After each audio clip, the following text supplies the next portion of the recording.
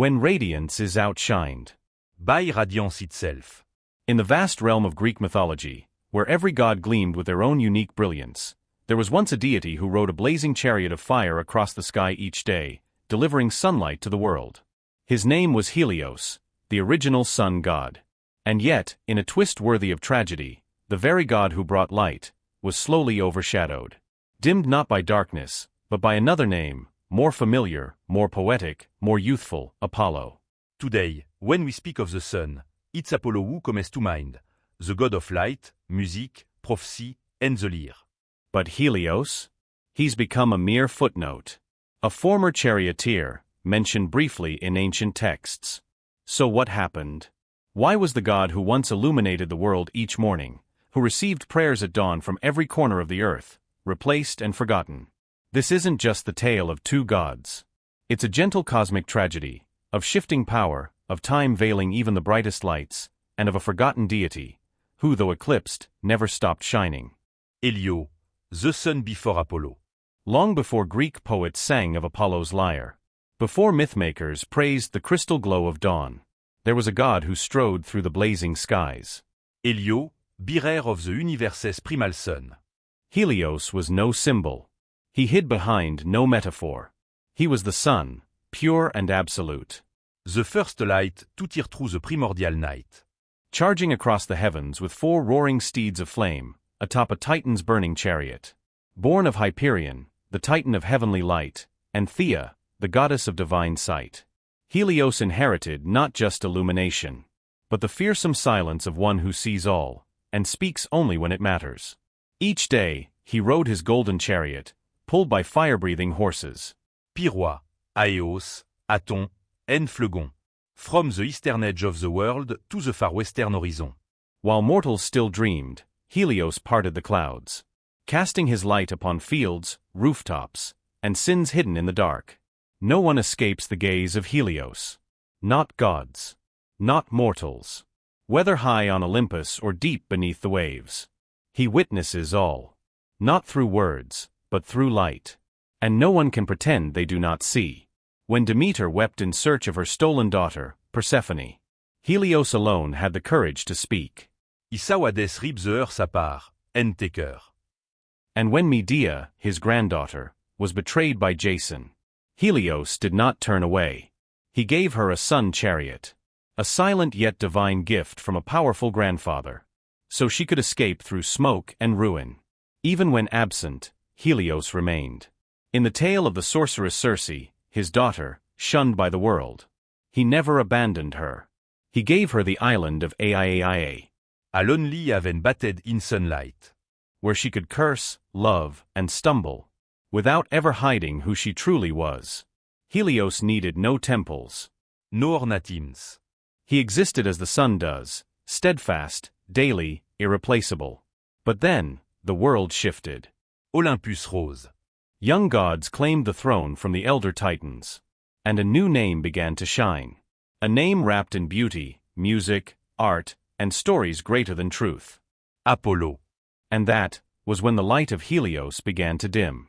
Not by sunset, but by the brilliance of another. When Apollo ascended, the light no longer bore the Father's name. There is something strange about light. It can shine upon all things, except the one who created it.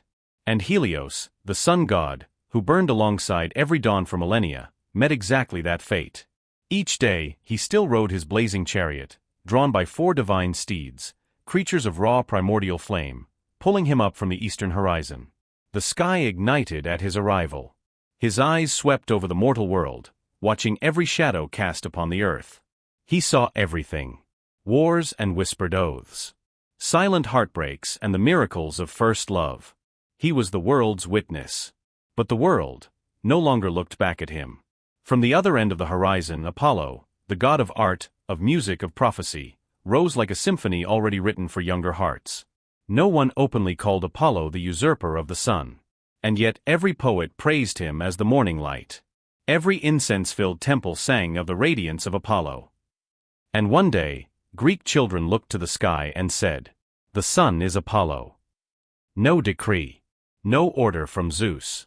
Just silence. And the quiet fading of a name.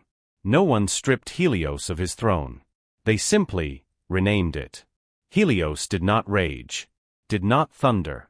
He was a titan, beings born not to be loved, but to uphold the cosmic order. But if one could step inside his heart at that moment, they would find a silence, cold as the light of a winter dawn. Have you ever given your all, only to watch someone else arrive? More beautiful, more brilliant, more beloved. And the world looks upon them, as if you never were? That was Helios. He did not envy Apollo. For deep within, he knew, Apollo never asked for that place. The world had already laid a path of sunlight for him to walk. And so, Helios continued, not for praise, but for purpose. Each day, he still rose in the east. His chariot still blazed across the sky. His light still touched the earth. But no one said his name anymore. Only aged philosophers spoke of Helios now, as if he were a fable. Only during solemn vows, when mortals needed a witness who sees all, did they dare invoke him. The world remembered Helios when it was convenient, and quietly turned away when it was not.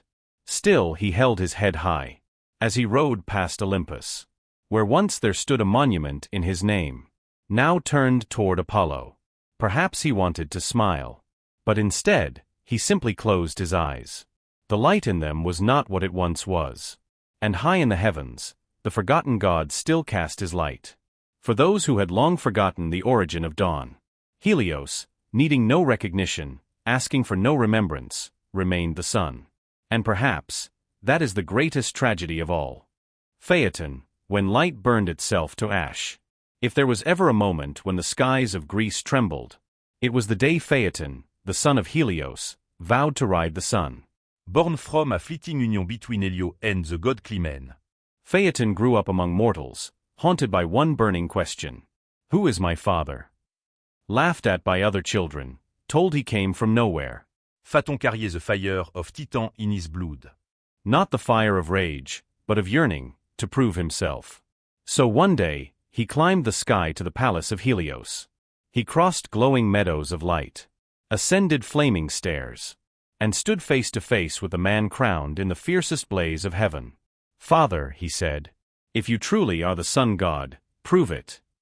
Helios did not flinch, did not deny.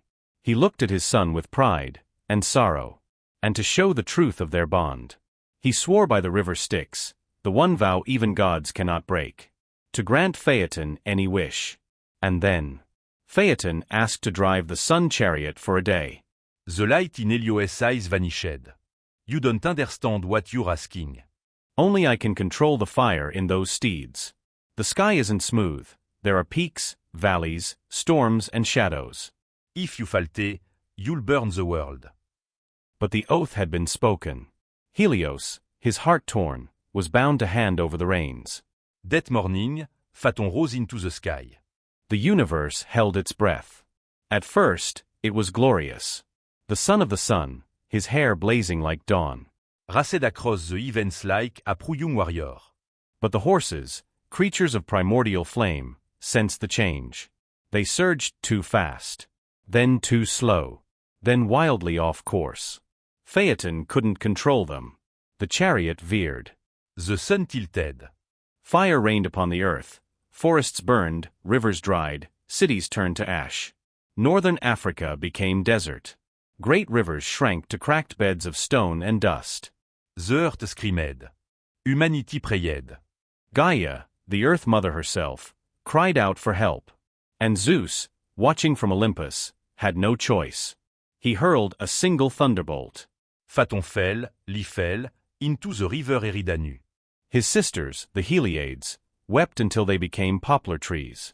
Their tears hardened into amber. And Helios? The sun god did not rise from his palace for many days. The light dimmed, not from lack of fire, but from the shattering of a father's heart. He didn't roar in anger. He didn't blame Zeus. He simply fell silent. Sometimes, the pain of a god isn't in losing power, but in watching the very light he gave become the flame that destroyed his child. Helios, the sun, was no longer just the symbol of light. He became the image of a father Who loved too much, believed too deeply, and paid the price with his own blood. When radiance becomes a shadow. After Phaethon's death, Helios was no longer the same. The god who once lit the world with pride. Who rode a flaming chariot across the heavens with the Titan's fire blazing from his brow. Now sat motionless in his crystal palace beneath the sea. Each morning, the gods, the spirits of light, and the Heliades, Phaeton's grieving sisters, would softly call out to their father. But Helios's eyes were distant, unfocused, as if forever searching for a soul now scattered into the void. And soon, mortals noticed the sun dimming. Some city-states offered more sacrifices. Others whispered, "Helios is fading. Helios is growing old." But the truth was, Helios was not weaker. He was simply withdrawing. In Olympus, where the council of gods reigned, Helios began appearing less and less. And in that quiet absence, a new light rose. Apollo, god of light, music and prophecy, gradually came to be seen as the sun's heir. No proclamation stripped Helios of his role. No scroll declared a divine succession. But over time, the world began to call Apollo the sun god. First the youth. Then the poets. Then the priests and prophets. They praised Apollo not just for light, but for beauty, harmony, intellect, and art. Helios, ancient and immense, a force of Titan silence and searing fire, felt too distant for the hearts of mortals. Apollo was closer. If Helios was the scorching sun that withers a summer field, then Apollo was the golden warmth that kissed springtime grass. And so, Greek myth forgo Helio. But Helios did not rage. He did not storm Olympus. He did not demand remembrance. Because, in truth, he had chosen to step back. After all, after Phaethon, after ages of glory and grief, Helios understood. Eternal light need not always blaze. Sometimes, true radiance is the noble silence of one who once lit the world. Helios and the lesson of a forgotten name. The story of Helios, overshadowed by Apollo's rising brilliance, is not just a forgotten page in mythology, but a quiet whisper of history, about the fading of power, of fame, and of the role once held by one who stood at the very center of the cosmos. What does Helios teach us? He was a Titan god, once the brightest in the sky, who allowed the world to forget him.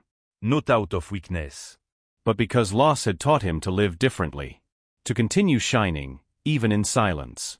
A light that asked for no praise, needed no altars, only to rise, day after day, even if no one remembered the name behind the dawn. He was a father who gave his heart to a son, so fully. He handed over the reins of the universe just to prove his love. And when that light consumed the world, and his own soul, Helios did not curse the heavens. He simply faded into twilight. And what do we learn? That every light casts a shadow. That glory too will pass. And that greatness is not measured by how many remember you, but by how you illuminated the lives you touched, even if just once. Helios may no longer be called the sun god, but with every dawn that breaks, every golden ray that pierces the dark, a silent greeting lingers in the sky from that ancient Titan. Because sometimes, true light is not what must be seen, but what never stops shining.